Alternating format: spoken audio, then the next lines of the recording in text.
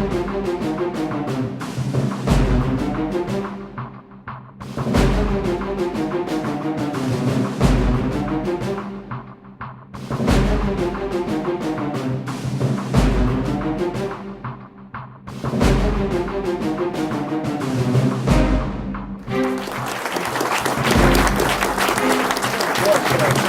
a real pleasure to be here with you.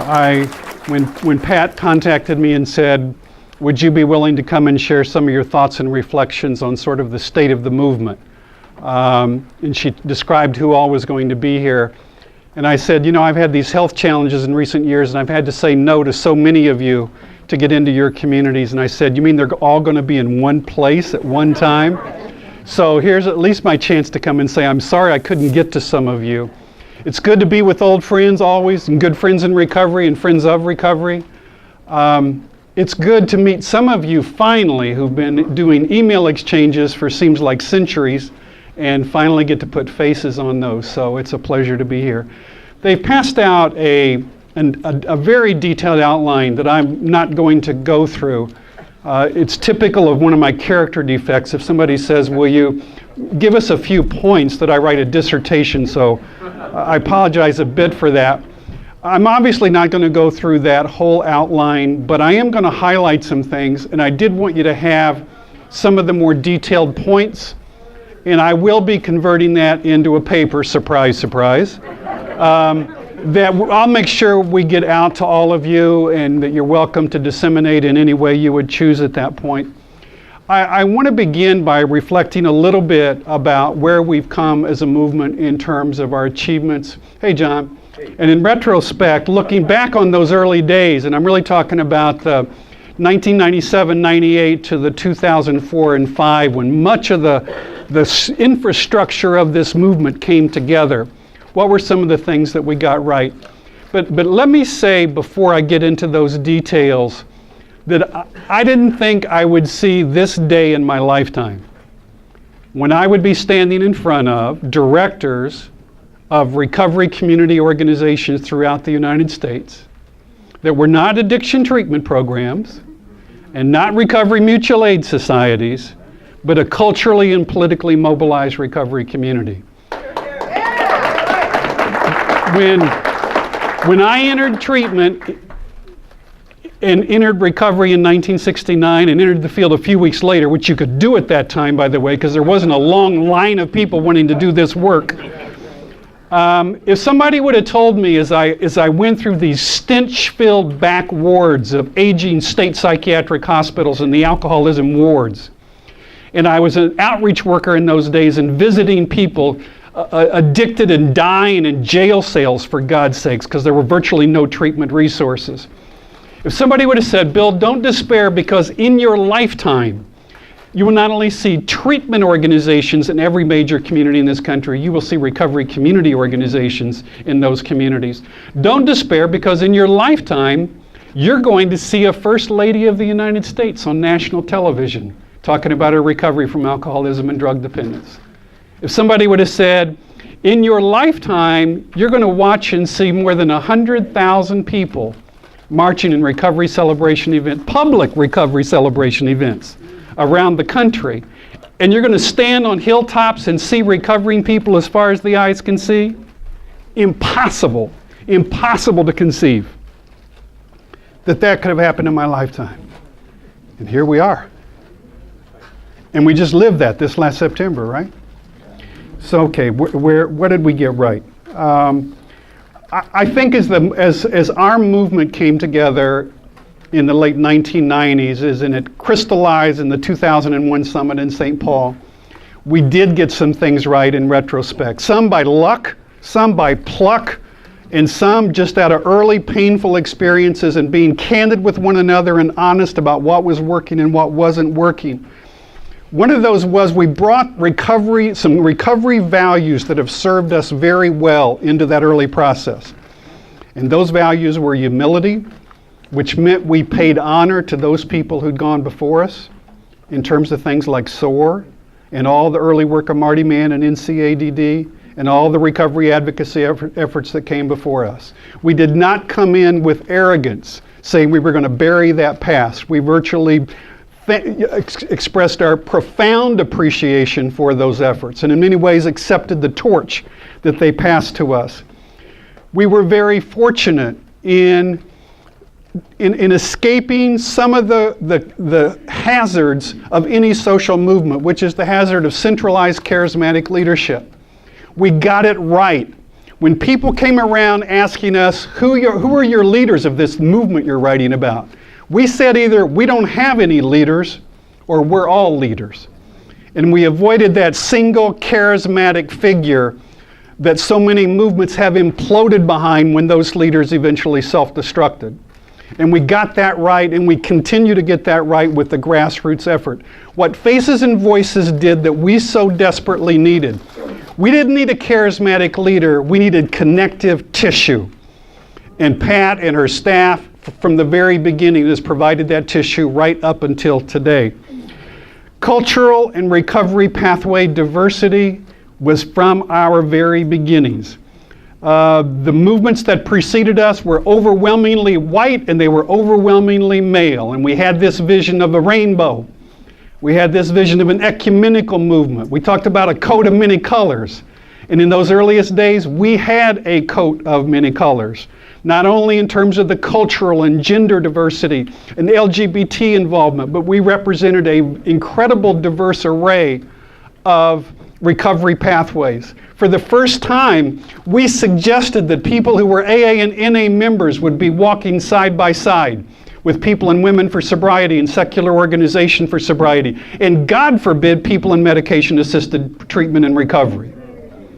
Okay, and we did that, and in retrospect, we got that right, and it was crucial to everything that has come since.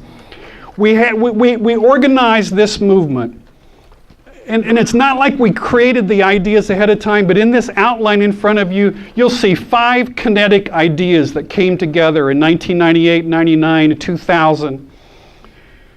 The first of which was simply, this is a movement not about the pathology of addiction. We're not here to stand up and talk about one more lecture on the evils of demon rum or drug addiction. It's not a movement about addiction treatment. It is a movement about the lived solution to these problems. That was critical to everything that has flowed since. We said there are multiple pathways to recovery, and most importantly, all are cause for celebration. Those first 2 of the 5 that are outlined there were critical to the mobilization efforts that quickly began to unfold in those years. We developed and sort of said, well, what is this move? We're going to mobilize people for what? To do what? And we outlined 8 strategies that I've listed on that paper that I wrote about first, I think, around 2000. And what surprises me today in retrospect was how well those 8 strategies have weathered in community after community around the United States. And what surprises me even more is how well they are weathering as they're getting transplanted internationally around the world. The other thing that we did was we created a network of recovery community organizations, a supportive network that allowed us to come together, share our lessons, share what we were learning, build skills with one another, mutually support one another, all behind the idea that this effort is incredibly important. But nothing is more important than the primacy of our personal recovery as a foundation for everything we do. And that idea continues to today. With that, I could spend hours talking about everything I got right. I could spend hours talking about some of the incredible concrete achievements that have flown out of this movement. I want to, because of limited time, talk maybe in a little more detail about some of the threats in the future. I think we continue to face what I think is sort of a triple threat to the movement, sort of the essence of the movement or the heart of the movement. And those are the threat of colonization, and that is that we as a movement get hijacked by forces more powerful in our operating environment. That's always a risk. My early concerns was, and continues to be, that we not simply become an extension or a loose appendage to the addiction treatment system in the United States. If all this movement does, and we all transform ourselves into a post-treatment recovery support system for addiction treatment in the United States, this movement will have failed. And it will set the seeds for what will be the need for a new movement 10 years from today who will try to rebirth our original version. The threat of professionalization that all of you are encountering as we get into credentialing experiences with peer-based recovery support services. We could replicate the modern history of addiction counseling, and pretty soon a recovery coach will need 2 master's degrees and 4 or 5 years of supervision before they're able to enter that role. We also have the threat of commercialization. I am acutely concerned about this one. And that is, there's a long history of harm in the name of help in the history of addiction treatment. And I'm very concerned with the very best of intentions. If we over-commercialize, maybe even commercialize, recovery support services within a community, what happens to that indigenous service ethic within local communities of recovery? Pretty soon, does everybody want to get paid to sponsor somebody? If that day arrives, it will be a disaster for this movement. We must continue to elevate the role of volunteerism and the service ethic that comes out of that, and not overly commercialize this particular support role. I'm worried that we could be marginalized in the growing flurry of service integration initiatives, health reform initiatives. I think it's we're such a small part of this. But it's critical that we be at the table and bring recovery as an agenda into those. Or this system will take off and move, and we will find ourselves in some kind of marginalized, encapsulated appendage so distant that will have no influence on the majority of people with these problems. The issue of, I want to give you, I don't have time to do this. I want to show you what marginalization can do in terms of things like service integration. And the SAMHSA recovery definition, at least one of the Lord knows how many iterations at this point, but if we have a recovery definition comes out that has not one reference to a fundamental change in somebody's relationship with alcohol and drugs, how are we doing with that recovery definition? Okay, I'm saying that is basically death by dilution. And we must fight to maintain the integrity of some of these core ideas related to the recovery experience and process. We have issues related to leadership development and succession planning. If you haven't noticed, there are a few of us getting a little long in the tooth. So part of the concern gets to be is who begins to take over in all of your communities. And I'm not just talking age now, I'm talking life expectancy, given the intensity of some of these roles. Agreed? Because some of you feel a whole lot older than you look right now from this work. I don't want to bring that up to you too much, but so the question gets to be, we have to constantly be involved in leadership development and succession planning within our key organizations and key subcommittees and virtually at all levels. Let me talk a little bit about I think the one final threat that I want to mention is really the threat of what I predict is a coming backlash against the movement that we have started now for these many years. There's never been a successful social movement in history that hasn't experienced a backlash. Are you with me? Women's movement, backlash. Civil rights movement, backlash, and on and on and on. We will experience that backlash. Part of that backlash will come from some interesting places. I believe it will come from the media, because the very people who we finally got to do some coverage and elevate some of our recovery heroes, the second a recovery hero falls, I promise you, the intensity of media coverage will be 10 times what the initial coverage of the recovery hero's role was. Secondly will be the addiction treatment industry that is looking at us quite closely, and some of them extremely excited about what we're doing and partnering with us in amazingly effective ways. They get it. And then we have some other folks that really worry about us. Because you know what?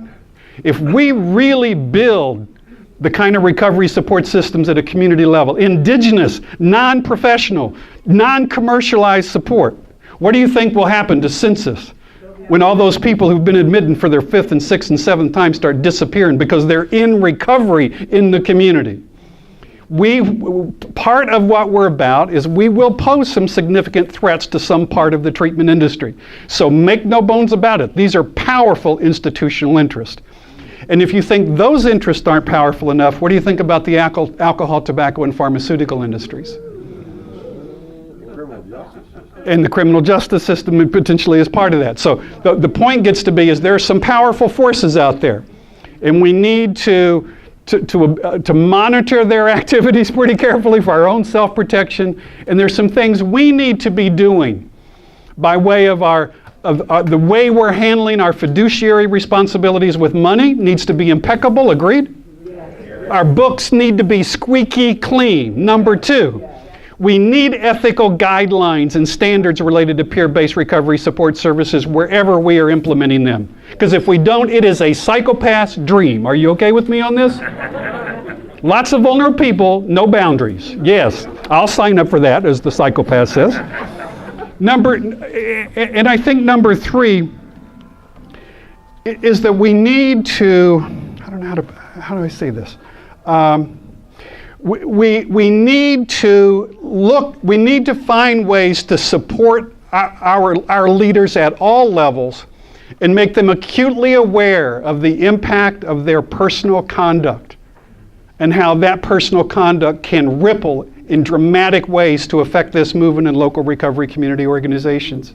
Our message is only as effective and only as credible as our messengers. And when we have some of those falls from grace, we need to do everything we can to prevent them, and on occasion they're going to happen, agreed? And when they happen, we cannot turn our backs on those individuals. As anyone else, we need to be there for them when that occurs, and most importantly, we need to be there with them before it occurs. With me? Okay, we need to prepare for that backlash. I want to talk about kind of at a systems level where we're at in terms of the stages of the movement and kind of where I see us. I think we're going to have to, as the movement goes forward, continually do recovery representation checks. And what I mean is the adequacy of that representation at multiple levels, agreed, within each state's community, the authenticity of that representation, and avoid problems of double agentry. Everybody with me? Meaning that we have people who represent themselves as a person representing the recovery community or a recovery community, when in fact they bring with them hidden institutional interest that begin to influence what comes out of their mouth as an advocate. I'm not saying we shouldn't have people in treatment who are also serving as advocates, but we got to be very, very careful. If all of our advocates that are visible and vocal also represent the treatment industry, how are we doing here? Because we got issues far, far broader and of greater concern than the treatment industry in the United States at this point. I think we're at a stage that I'm very excited about because there's no precedent for this in history. Historically, recovery support in the United States has been recovery mutual aid on one side and addiction treatment on the other side for 250 years. And guess what? We got growth of recovery community organizations, recovery schools, recovery homes, recovery industries, recovery cafes. What is this? This is institution building that goes from a stage of mobilization of people to building institutional infrastructure that can sustain change for prolonged periods of time from this movement. We need to continue to build and strengthen those infrastructures. We'll see them continue to expand in the United States. And as we do that, build an ecumenical culture of recovery in the United States. Everybody with me? Ecumenical. Not a 12-step, not secular, not spiritual, not religious per se. Ecumenical, meaning what? All of us, that there is a culture of recovery, that people who share the status of recovery come together and share some common values and common language and music and symbols and rituals and on and on and on. Part of that development, I think, was going to be our next stage, and that's economic development. We have a large number of people we represent who have been marginalized from this culture, agreed? We have a large percentage who've been sequestered from this culture in an ever-growing multi-zillion-dollar prison industry in this country. And our people feed that system. They're the raw materials that the profits in that system are based upon. So the question gets to be, if we're going to extract people from that system, how do we begin to support people who have such incredible difficulties getting back into the mainstream economy? And my suggestion to us, it is now time for us to build our own economy. And I want you to have a vision of recovery community organizations beginning to serve as incubators for micro businesses organized by and for people in recovery. I think a next wave is going to be, we've done an incredible job of mobilizing, but every time you mobilize as quickly as we have done, we need to look around and say, hey, who got left out? Who did we not bring to the table? And I want to make a couple of suggestions to you. African American and Native American communities were at the heart of the beginning of this movement. Whether we're talking about the Wellbriety movement and everything that Don Coas and White Bryson brought, to the communities of Atlanta and Detroit and Washington, D.C. and Baltimore and on and on. My question to you is, where are the Asian communities? Okay, where are the Hispanic communities? And my point with this is, we have not yet fully mobilized in those communities of color. And you know what? It's time we reached out and began to take that next step with those communities. Young people in recovery, I could not be more excited. We have the first and largest generation of young people in recovery in history. And if they are advocates, some of us, by the time we got the advocacy thing put together, our life expectancy are pretty short at that point. But imagine if all of us would have entered this world when we were 25 to 30. And imagine the years of skill development and sophistication we would build around that. We need to recruit those young people in recovery, support them, and build the next generation of leaders who will follow us. Retirees in recovery, I'm very pleased to talk about this one. We have also the largest generation of older people in this culture in recovery in history.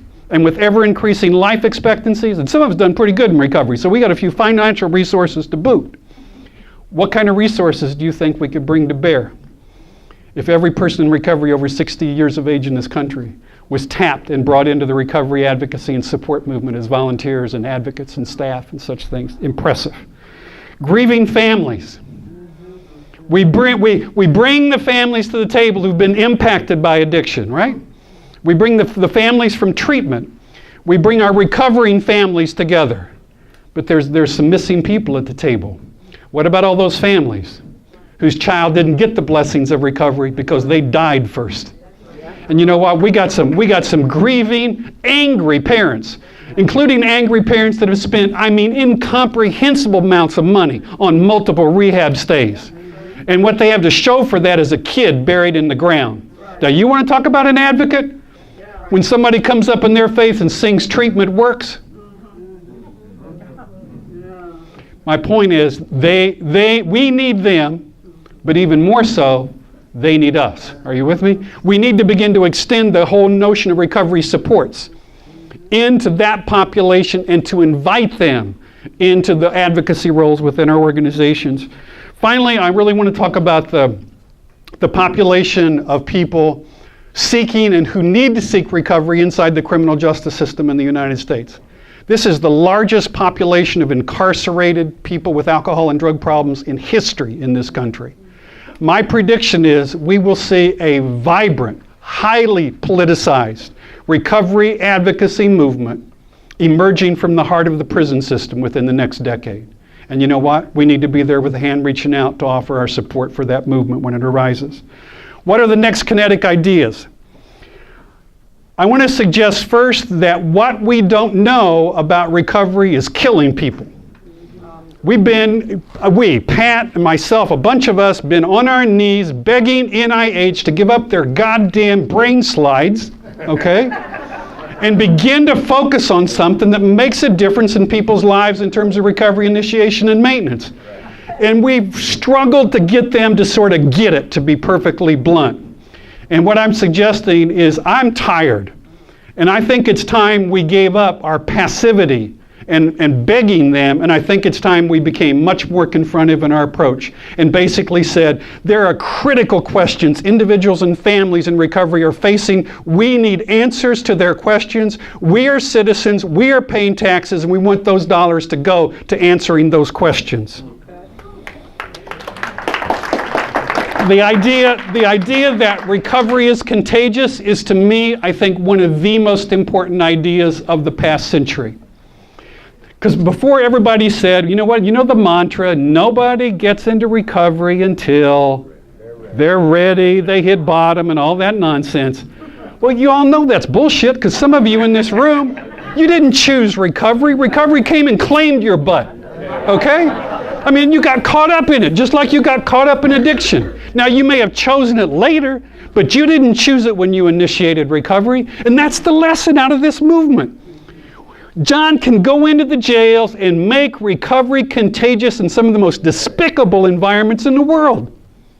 And people catch it in spite of themselves, for God's sakes. Now, if we know that, what that suggests to us, part of our goal is to increase what I'm calling recovery carriers, people who make recovery infectious. With me? And what we need to do is increase the density of recovery carriers in every community in the United States. And not wait for people to come get it, for people to come to treatment, but what? We're going to go get them. And if they're out there going crazy like so many of us did, we're going to say, hang on, because we're coming. Okay?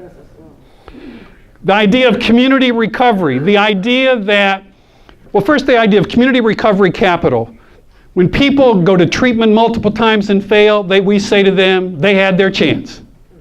And they get divorced, they get sent to jail, they get their babies taken, and on. They said they had their chance, they blew it. I'm arguing that we are putting people in systems of intervention and support so brief, so lacking in intensity, so lacking in quality, that some of those individuals, given the severity of their problems and the low recovery capital, have no chance of recovery. And when they fail, it is not a personal failure, it is a systems failure. Are you with me? And I'm saying with that the prognosis for personal and family recovery is predicted every bit as much by community recovery capital as it is by personal recovery capital. And if that's a personal failure, it's a community failure. And the community has a responsibility over time to begin to systematically increase community capital within it.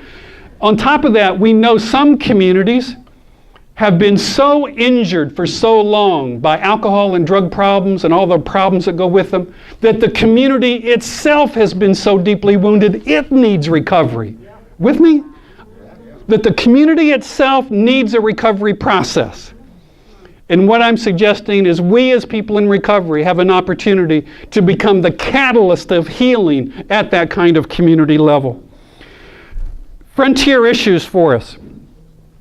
I want to suggest that there's sort of a third leg of our movement that is emerging, I think. The level of advocacy that we began with, the peer recovery support services that we then bridged to. And I think the third next emerging area is the issue of family and community service. Everybody with me? The first of those issues were really about us and what we needed for our mutual support. And I'm really suggesting that part of the image of the movement and changing the stigma of the movement will involve moving publicly from a rights focus. That advocacy work, I promise, will continue. But we move from a rights movement to a responsibility movement. That we are taking responsibility, and part of the amends we're making is not only to our individuals, not only to our families, we're making amends to our communities. And we do that through the vehicle of extended family and community service. I want to talk about the role of families a little bit. I think a huge issue we haven't touched yet is how do we break intergenerational cycles of addiction and related problems. I think that is our ultimate issue, because how many, as we really begin to listen to people in recovery, who finally gets recovery stabilized only to look around and confront the same problem in their children and grandchildren and siblings or parents. My point is, we're going to reach a point of consciousness. We're going to kind of wake up one day and say, it's not enough just to help an individual in recovery. and to help that family heal around that. What do we do to break these ungodly powers that seem to be driving alcohol and drug-related problems from generation to generation? That's a big agenda, and I think we need to embrace it. I think the image of our movement needs to move from individuals in recovery to families in recovery. I think we need to increasingly bring children into this movement. What do you think it meant for the civil rights movement the moment children began to march on the streets of the South? What did it mean for the LGBT rights movement when we suddenly saw gay and lesbian couples with their children and see them as family units?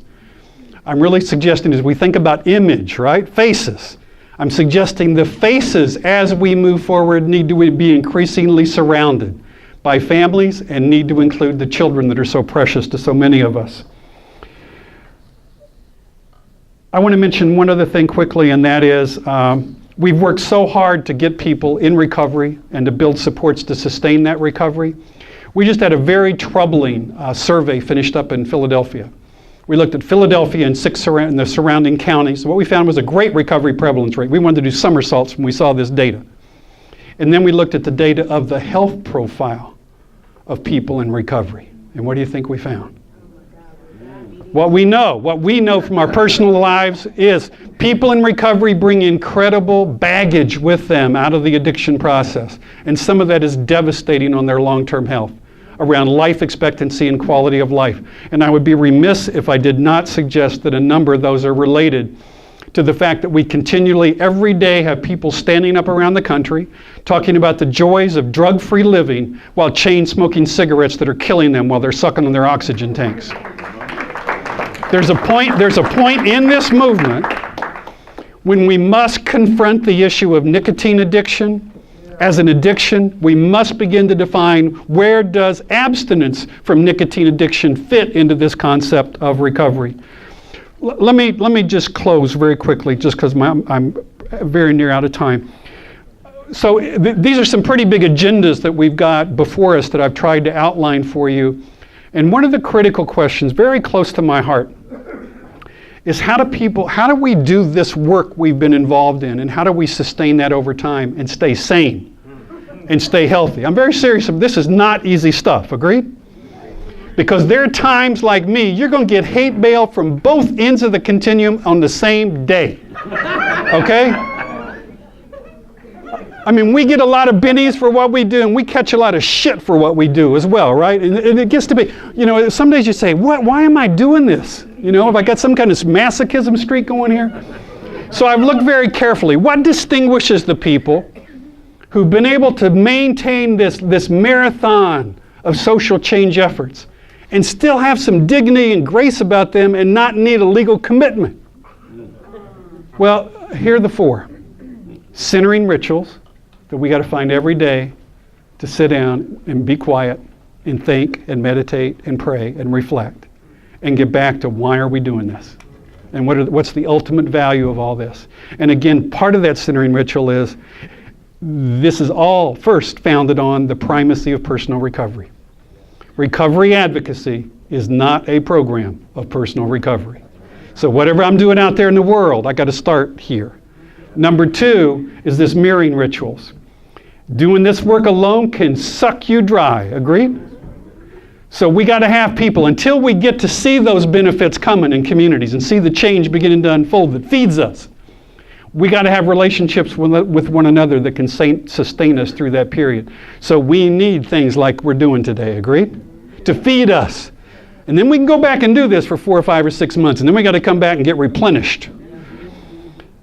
Acts of self-care, not only to take care of ourselves, but acts of self-care in terms of a little wider circle. And I'm really talking about our family and intimate relationships. One of the most profound things that anybody ever told me, I quoted in your outline. One must be careful in carrying light to the community to not leave one's own home in darkness. With me? That's some powerful, powerful words. Finally, unpaid acts of service. Many of us moved into some kind of paid role that sort of buys us some time to do some things in this movement. And yet when I find people who make it long term, And I say, what do you do away from work? And some of those people, they tell me insane stuff. Oh, I volunteer over here, and I go over there, and I do that for my church, and I coach. Like more service. Like it's like they're in codependent hell, right? and normally we would frame that as unbelievable pathology, right? So I'm looking at them like, well, it makes no sense. Given what you do in your job, why on earth would you be doing that stuff away from your job? And you know what they tell me? It reminds me of why I got into doing this stuff to begin with. And sometimes I forget that in my paid job from just all the crap I got to put up with. Unpaid acts of service. So no matter what we do in the name of the movement, we need to take a little time and go back there.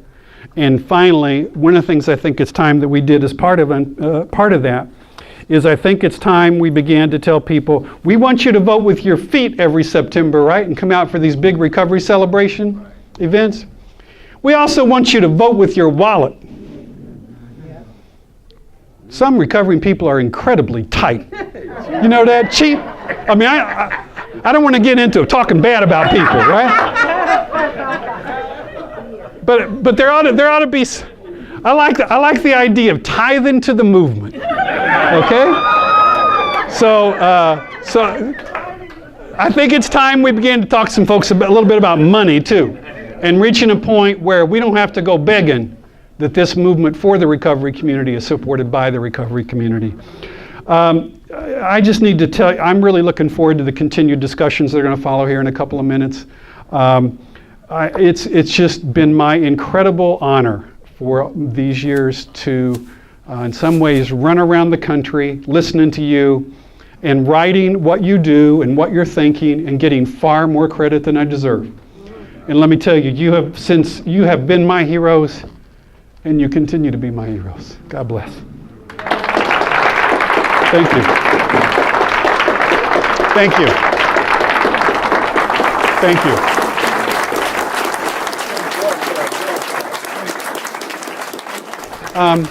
We're going to do 3 questions, about 10 minutes apiece, as a kind of warm-up for the larger discussion we're going to have with everybody.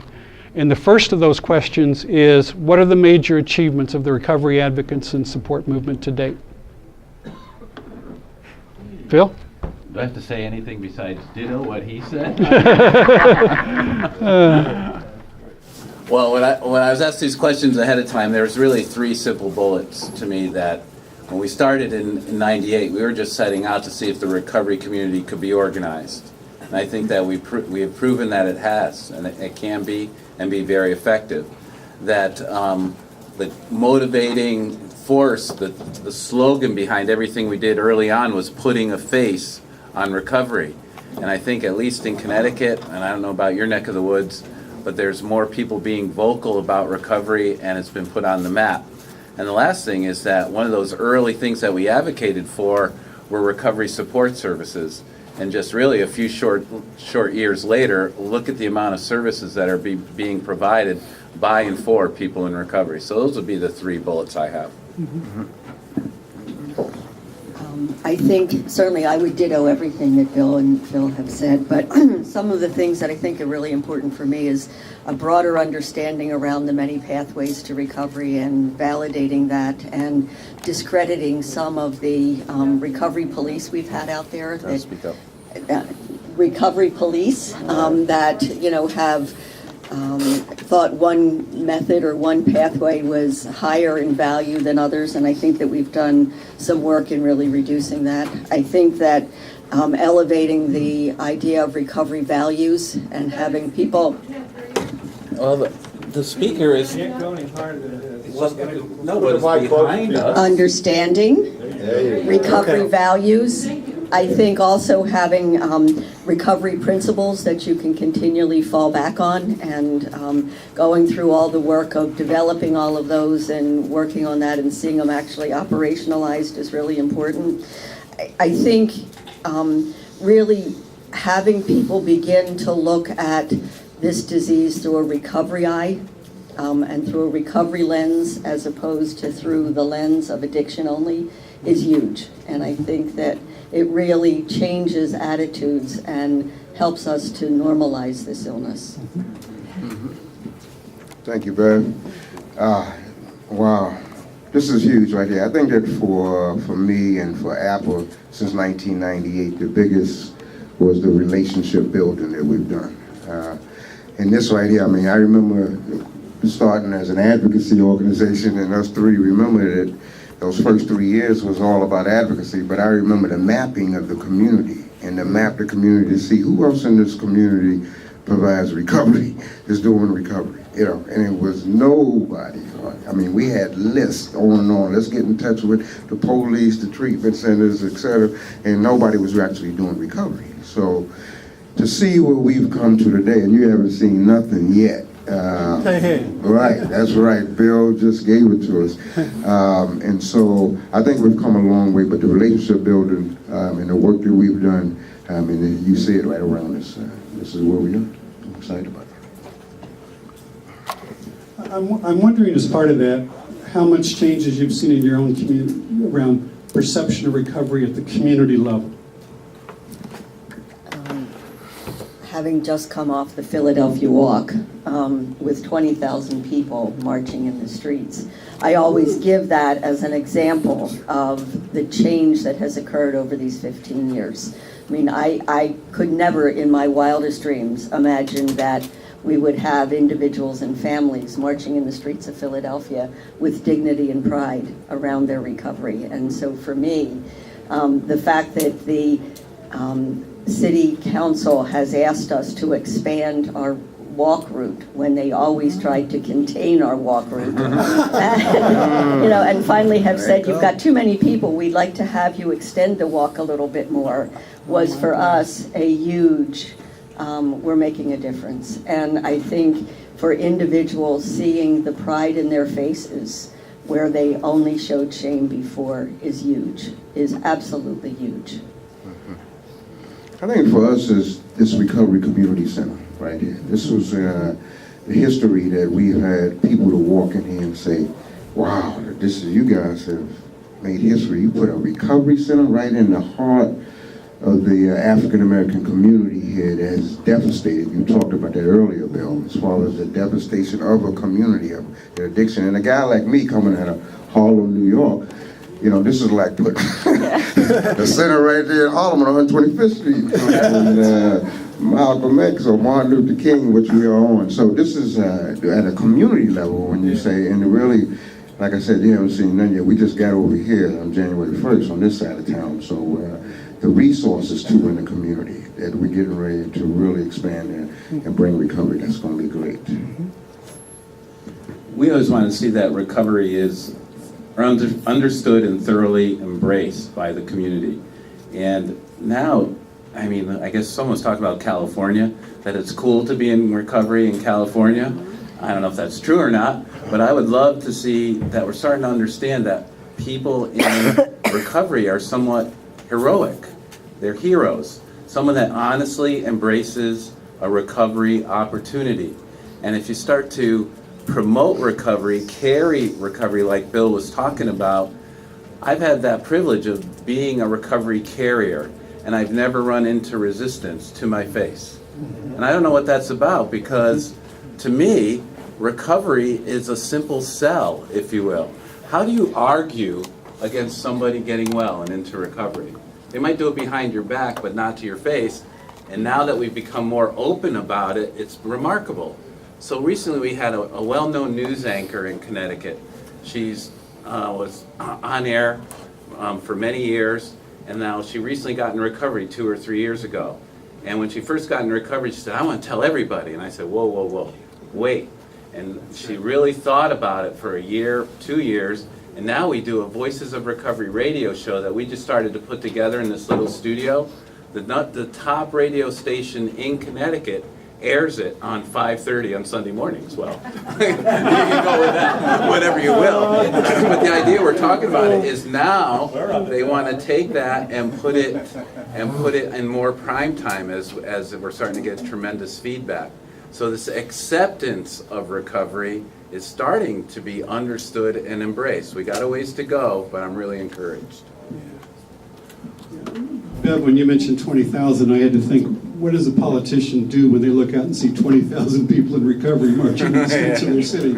I talk about a wake-up call. What do you think are, from the three of you, what are some of the major threats that you see that we're facing as we move forward in this movement?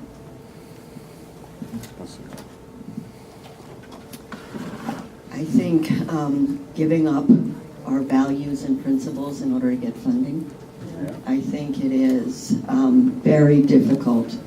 And it's sort of insidious, and it happens slowly. And if you give in to one thing, then there's another thing, and another thing, and another thing. And all of a sudden, you don't know who you are anymore. And I think it is, certainly something that is very real and very possible to occur for us.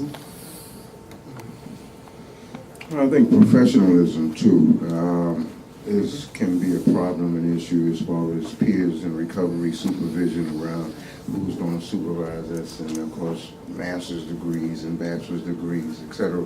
And we don't want to put any kind of barrier to recovery. But I think that's one of the things we have to watch out for. The cool thing was that I remember Wilma Townsend and Samson was pulling us together on both sides and saying, when there needs to be some national standards in place, right? And the standards sort of help us in the workforce and how do we, again, so taking it to the workforce, again, I think that we don't want any barrier, but for us to make the money that is, and for qualified peer recovery coaches to make, and for us in the community is huge. I don't have anything that you didn't already highlight, but what I was always thinking about is the primacy of individual recovery and how it applies to recovery community organizations and the movement as well. And I think that for me, that, and for CCAR, that if we believe that if we conduct ourselves with honesty, integrity, and transparency, the funding will follow. And that's not really the classic sustainability plan. There's a strong spiritual component to that, but so far it's worked for us.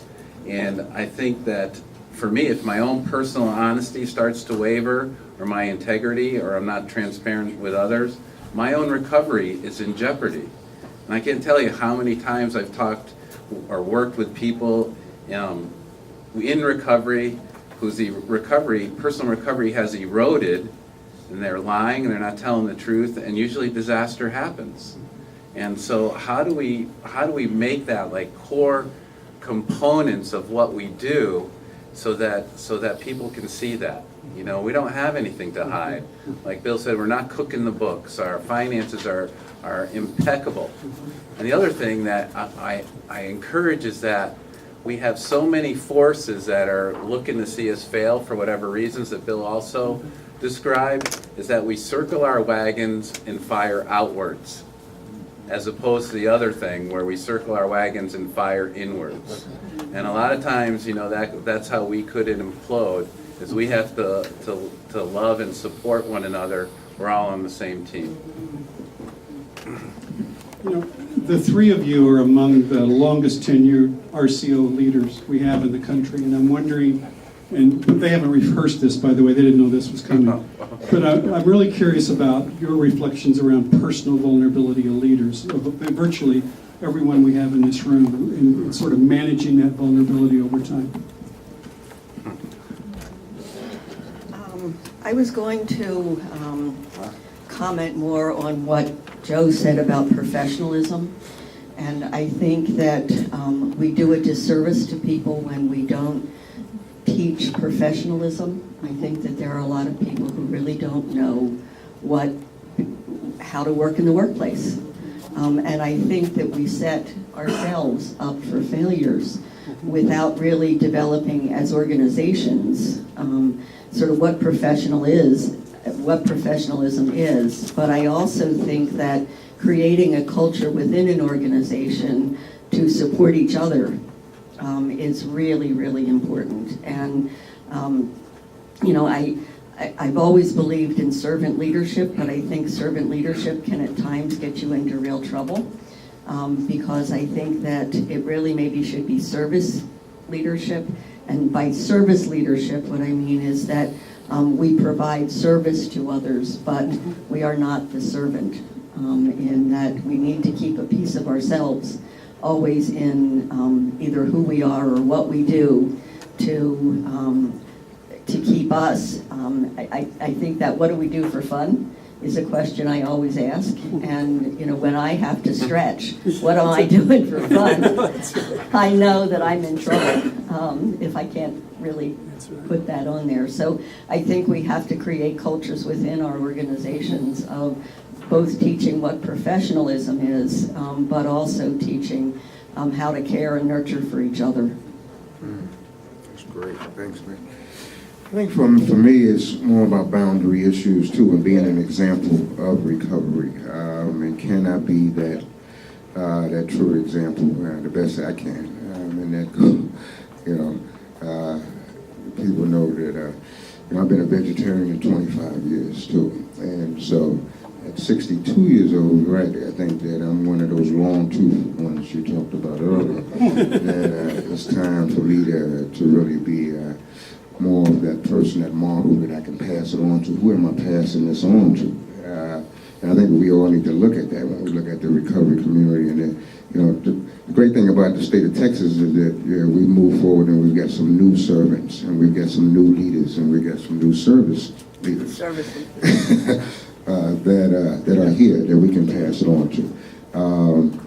But as long as I can take care of myself and also be an example and be supportive to a lot of my friends in recovery, other leaders in recovery, other recovery communities, I think that's big for me. People look at me for that, I believe, too, but I have to take care of myself first and practice my own principles of recovery. And that's why I'm so honored that you guys are here, that everybody's here today, because it also gives me some new friends to also have support from and get support and give support to. So the question is around vulnerability as a leader. I discovered early in my program of recovery that what I really have is a daily reprieve contingent on the maintenance of my spiritual condition. And I also learned in my recovery what my purpose in life is, using Rick Warren's purpose-driven life, all of that.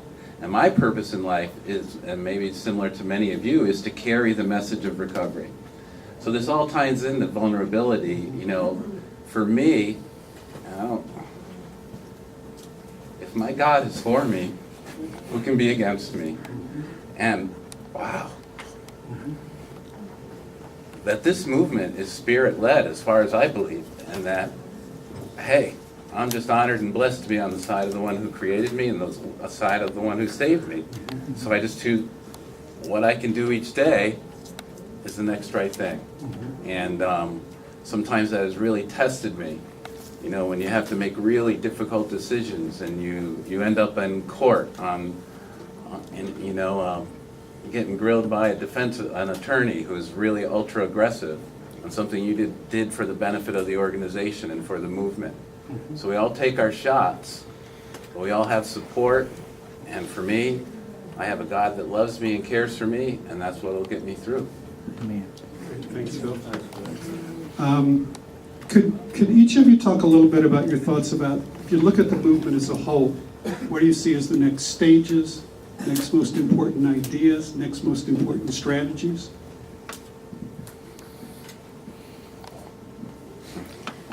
Once again, ditto. We had very much organizationally looked at the role of families and what can we better do to look at the role of families, and also the whole issue of how do we break the intergenerational legacy of this disease. And when I look at how do we teach families to teach each other to stay well, I think it's one of the things that we probably haven't focused on, and I think we really need to. When I see families walking together at the walk with little tiny kids and sometimes even their dog, I think this is how it should be. And we shouldn't be all walking alone. Our families all should be there, just like other diseases, when we rally the crowds. And I think that looking at how we can look at both young people and their families, but also the families of those of us who are older and our grandchildren, we really need to look at how do we help them remain families in recovery. You know, one of the things we did here at APA, and everybody see that big picture that we have on the wall, and that was done last week. And tonight, the same person that did that is going to do a picture like that within an hour. Really big like that. And so, and you see, when we put that together, I said, you know, it has to be something with community. So community is what that is talking about. I see a recovery community center almost in every community, at least. You know, in New York, we say there's a liquor store in every corner. You know, in Texas, there's a church in every corner. You know, but we need to have community centers a lot more. And I can see that as part of the future.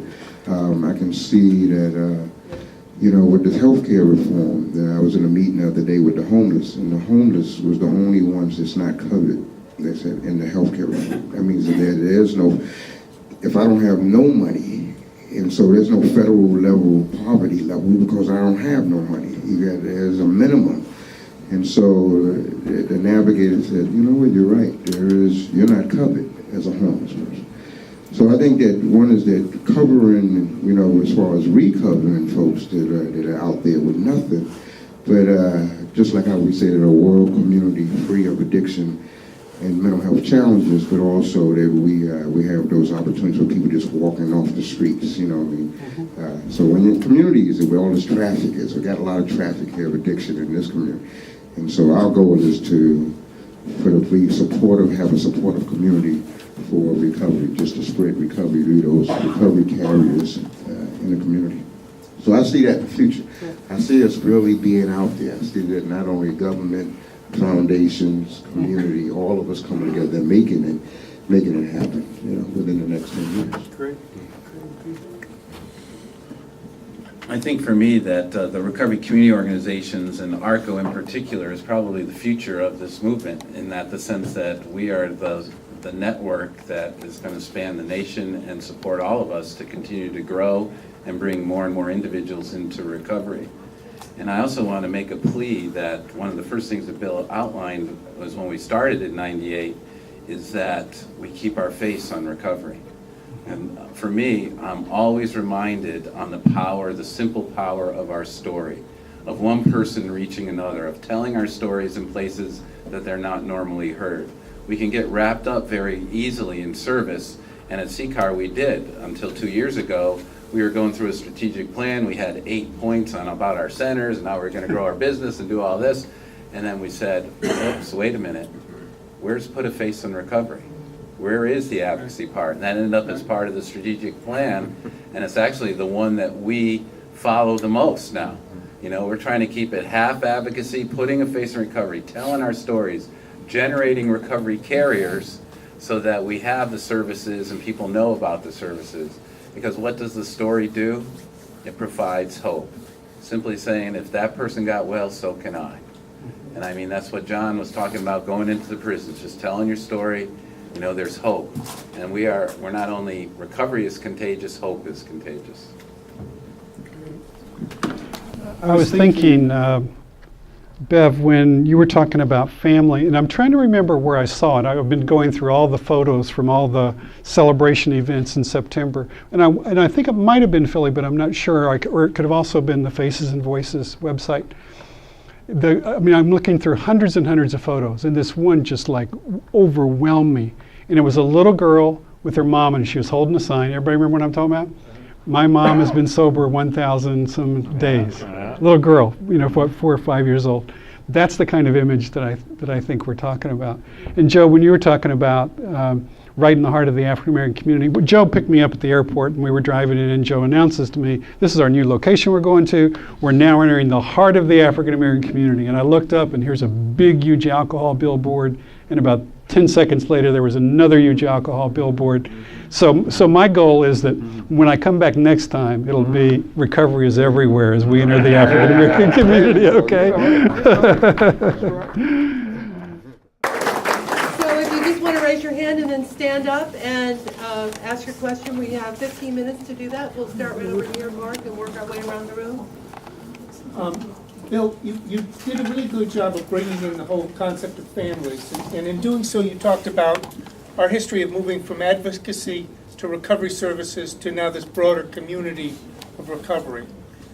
I've been focusing, because I'm a one-trick pony, on recovery services. And I'd be interested to have you comment about where you see recovery services going so that we don't implode them to over-professionalize them. I'm gonna give you this mic back.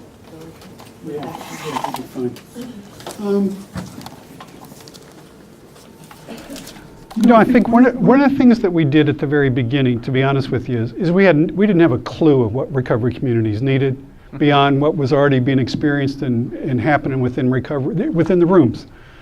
Whether that was the rooms of 12-step programs or the rooms of faith-based programs or whatever. And so one of the things we did was we did these listening exercises from everything from town meetings to, you know, interviewing people and focus groups and old-timers groups. And it was really it was very humbling because we simply were there not to sell. We were simply there to ask questions and listen. And what I'm thinking is we may be at a point as we begin to bridge this notion of we've used some family rhetoric, but have we really embraced family, you know, in terms of that permeates everything we do. I think it'd be interesting to do the similar exercise, really focusing on families and needs of families, and bring them in and do those listening exercises. And then that's the needs, and document that. And then we did this thing in some places called recovery resource mapping. Not treatment resource, but that's included. But it's much broader. Where are the meetings? Where are the recovery centers? Where do we have a recovery school? Everything just mapped out geographically, particularly in a city the size of Dallas.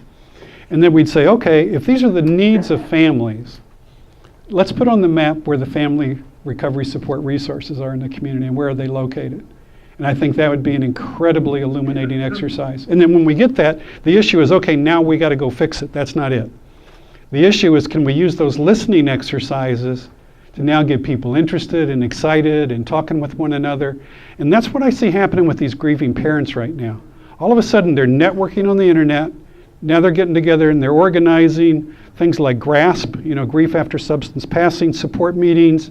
They're starting these little local recovery advocacy organizations. And I'm telling you, you talk about stories. You put a half a dozen of these people in front of a city council, everybody in the room's going to be crying within 30 minutes. This is powerful, powerful stuff. So I think we've gone to how do we organize a recovery community or engage individuals to how do we go from the needs of families to really begin to mobilize in whole family units to be part of organizing what they need to. It's sort of back to that thing of how do we create the physical, psychological, and social space inside communities, recovery space. You know, that there's actually resources there. And I'm not talking about the professional community. I'm really talking about a much larger kind of thing. And how much of that is family oriented, I think would be my thoughts. Any other thoughts? Yeah. Okay. We defer. Well, Wilma? We defer. Yeah, go ahead, Beth. I think that there are also some targeted populations for families. You know, like the population of families whose people are incarcerated. Yes, Or absolutely. who are part of the drug court system. You know, providing some recovery support services or some support groups and education for them, as well as parenting skills. You know, could be, you know, one way of looking at how do we begin to make some changes there or provide some services. Yeah. Let me just add one thing as far as that with communities of color, we know that families do different, you know, as far as how do we recover, do we come together, some don't come together, you know, and I think that for us to be creative, that's the cool thing about being a recovery community organization, that we can be as creative as we want to be, even with families, and bringing them together.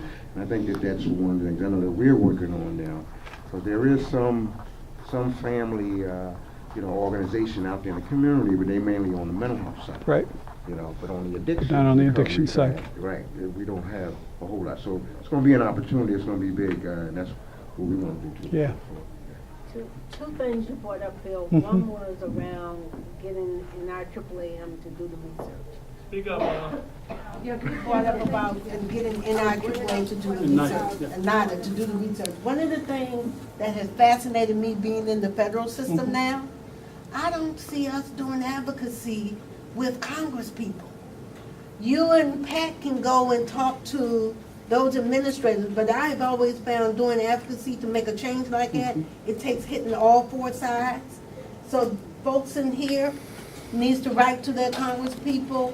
You have to meet with Nada and you have to meet with Pam, but we have to do that on all sides. I don't see that happening at the federal level. And I don't understand that. I know we do it in state level, and I know folks in this room do it at the state level, but I don't see that, and I think that plays a part. Agreed. So, But you my need a other, bill to meet Congress. well, You gotta have a bill to meet. no, you don't. You can go and tell the congressperson to tell Nada to give all y'all some money. So they give it to who? So they can give it to basis and forces or whoever you identified to be able to go and do some research. I just don't understand that. My other question is a bigger question though, because it's more personal. You brought up the issue around helping communities to recover. Critical. I come from a community that back in my years ago, a lot of the men drank. All of a sudden, in the late 60s, early 70s, heroin and cocaine became big. Lived in a rural community, and so what has happened, I've gone back to that community now, it has totally swallowed up this community. It swallowed up the whole community. No policemen come in. Right. Okay? Sure. And everybody in the community put on this facade that is not happening. Out of all of the men in that community that's my age, 75% of them are dead because of overdose. 75%. How do you help communities to heal? What's the recovery that you do for communities? Because this community needs it badly. The women are dying from HIV, and they're not talking to anybody about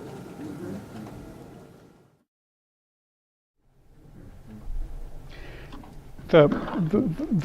I've done far more thinking about this than I probably should.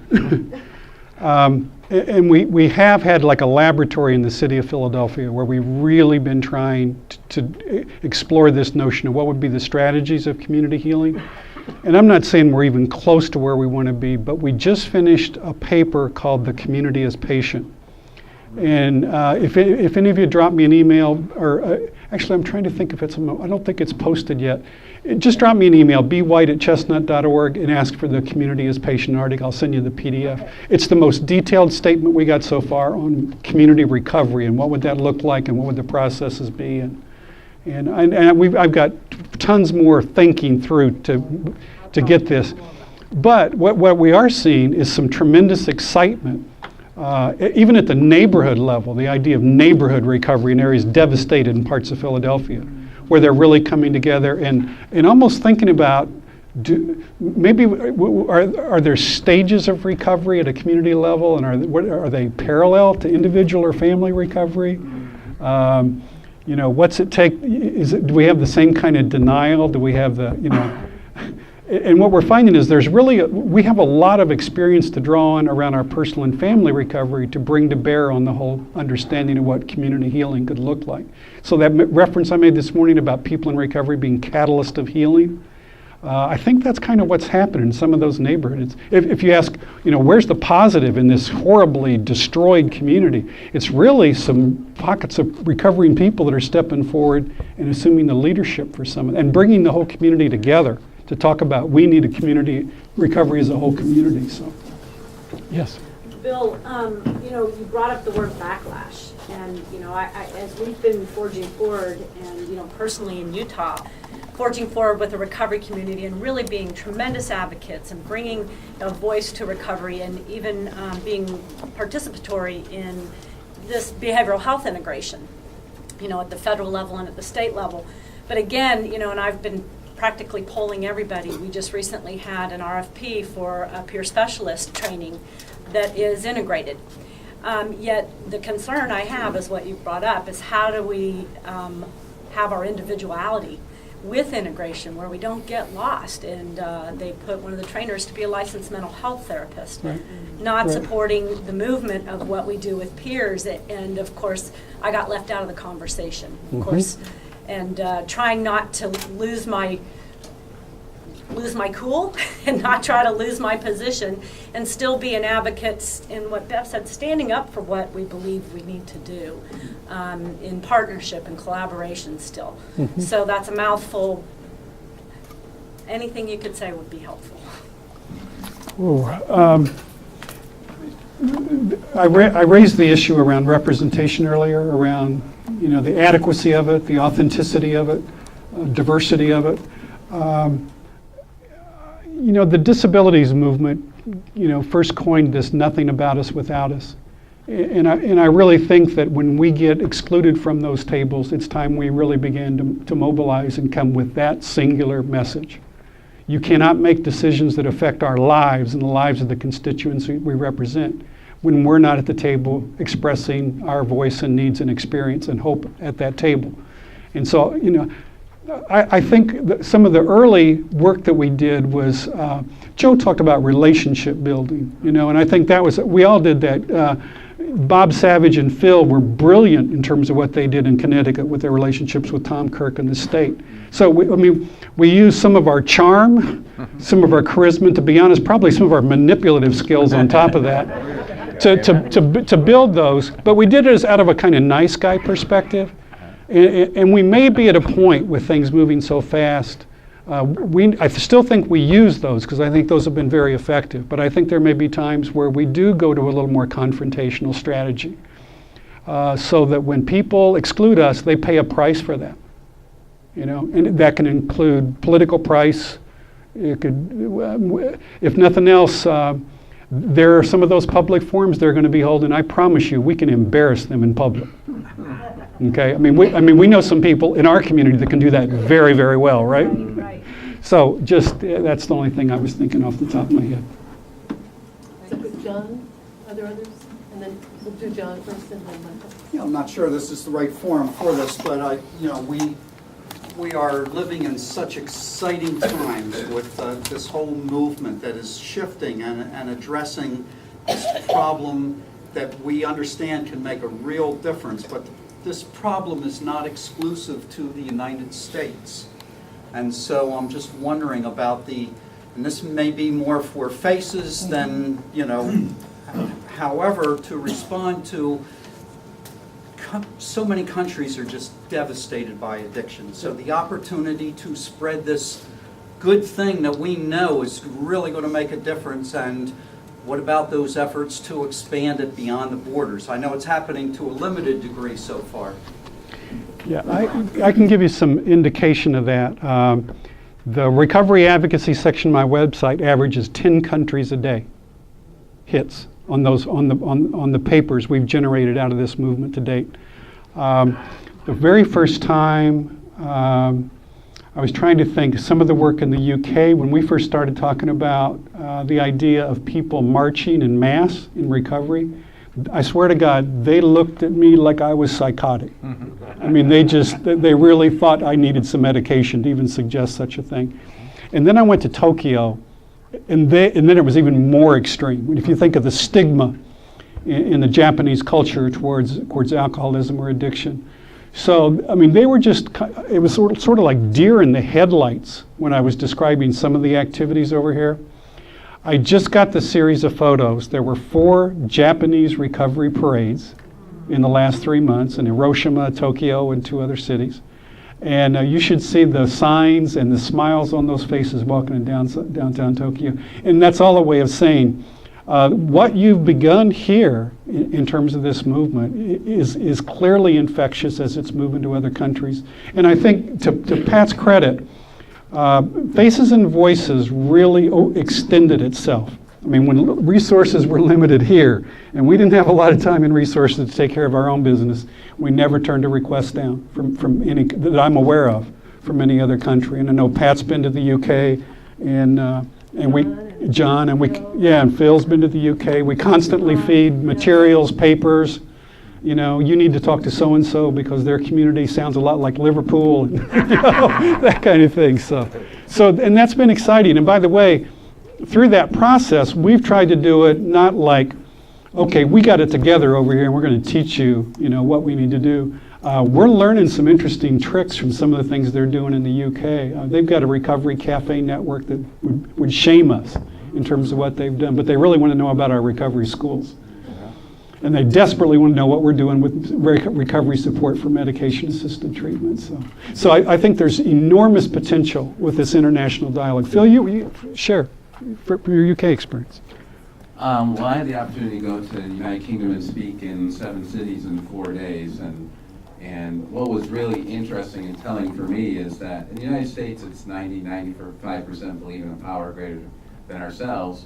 In the United Kingdom it's 25%. And so it was really fascinating because I get up there and talk about my recovery, and it was kind of deer in the headlights. But I still have probably 300, 400 Facebook friends from the United Kingdom. So they're always in touch with me to figure it out. So social media is right across the, you know, travels very easily. And the other thing that we learned, it's called the tall poppy syndrome.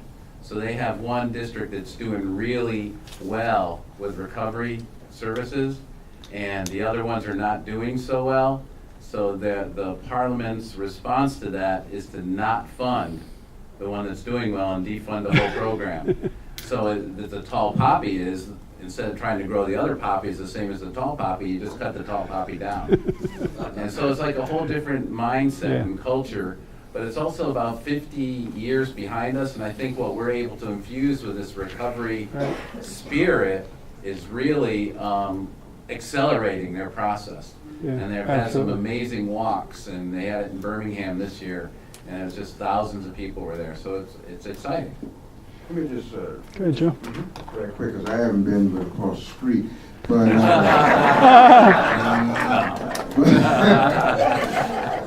across the street, let me tell you about across the street. It's a good street. Yeah. Well, I did a presentation with Dr. Neese, who's a psychiatrist that goes to Russia every year, and the United Methodist Church here in Howard Park sends him to Russia to treat alcoholics every year. And so me and him, we did our presentation. After he saw my presentation, he said, "You know what?" He said, "Neil, I want to introduce you to these guys from Russia." He said, "Because I go over there every year as a psychiatrist, but they don't need me. They need a community model. You just showed me a community model. Yep. You know, just little old me is not enough." So I think that, you know, what we have as a community centers and also recovery organizations also can be put almost anywhere. Another thing is Andre Johnson, who's not here over the left, but he goes to Africa every year too and provides recovery. So more. You got time? We have one last question. You mentioned economic development. In this community here, it's an economic embargo where banks don't loan money to business that create jobs and opportunity. There's no development. It's the city is trying to do gentrification because of that State Fair, Texas, generating in 1 month $350 million. And they're trying to get possession of this community, and they allow drugs to be sold all over this community. And when you look at, we have a car wash that's been there for 25 years, and the police allow them to sell dope every day, 24 hours a day, 7 days a week. So economically, this city wants what's happening in this community as far as being drug infested. This is part of the conspiracy. And it's part of the gentrification process. So just kind of, give me your idea, because economic development is what we need to create the opportunities for people to have jobs and they don't have to rely on drugs and alcohol. Yeah, and I think in the current circumstances, it may be very difficult to get governments to do the kind of investment that I'm talking about.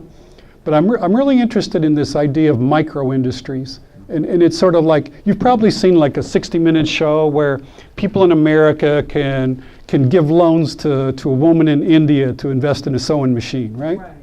And she pays 2% interest or whatever it is, and well, my thought is if we got a recovery community and people in that recovery community that have begun to get their lives together and begin to have financial assets. Why not have some people in the community that have resources begin to invest in some of the micro businesses to support, to not only start businesses by people in recovery, but those businesses hiring people in recovery.